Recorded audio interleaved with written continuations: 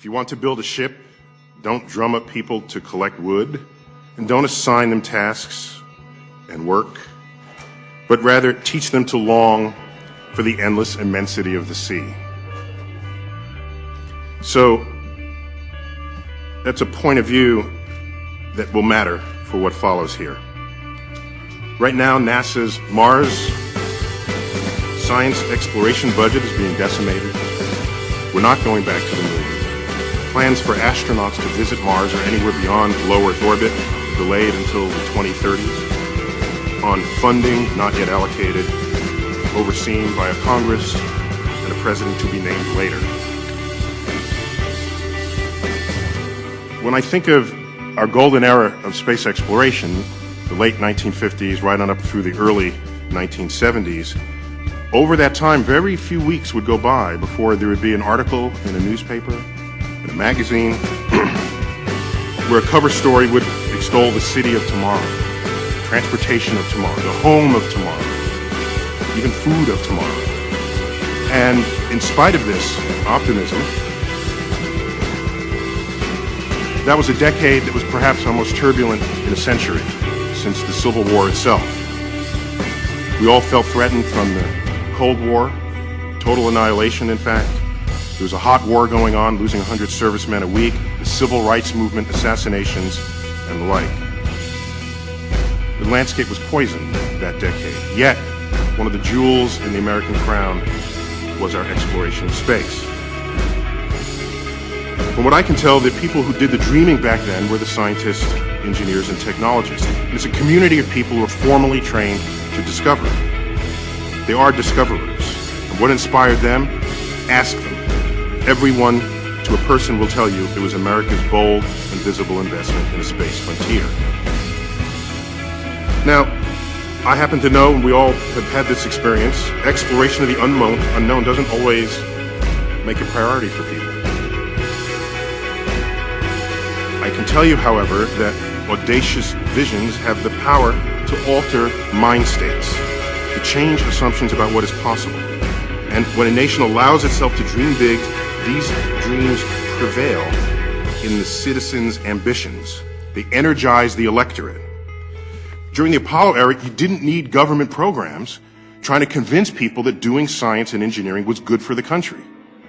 It was self-evident. And even those not formally trained in technical fields embraced what those fields meant to the collective national future. Remember, that was the climate that birthed the New York World's Fair, which was all about tomorrow, and the iconic Unisphere, which donned 3 rings, evoking the 3 orbits of John Glenn in the Mercury 7 capsule.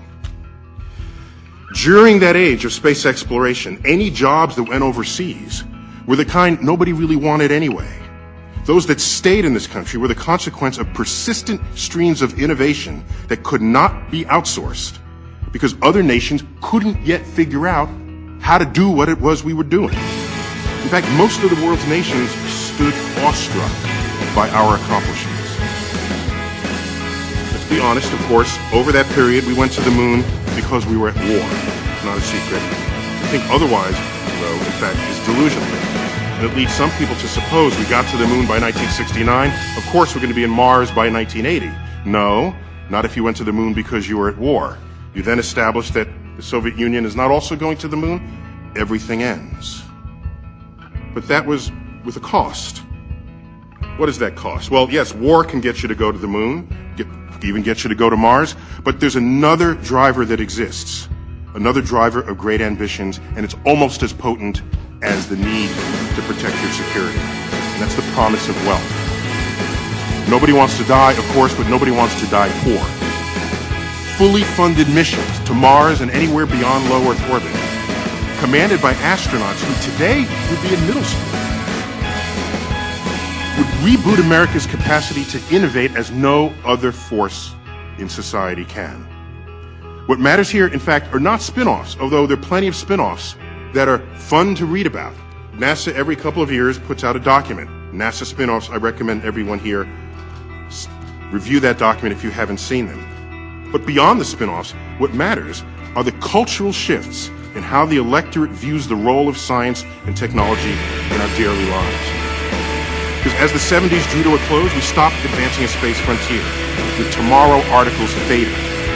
We spent the next several decades coasting on the innovations conceived by earlier dreamers. They knew that seemingly impossible things were possible. And others among them,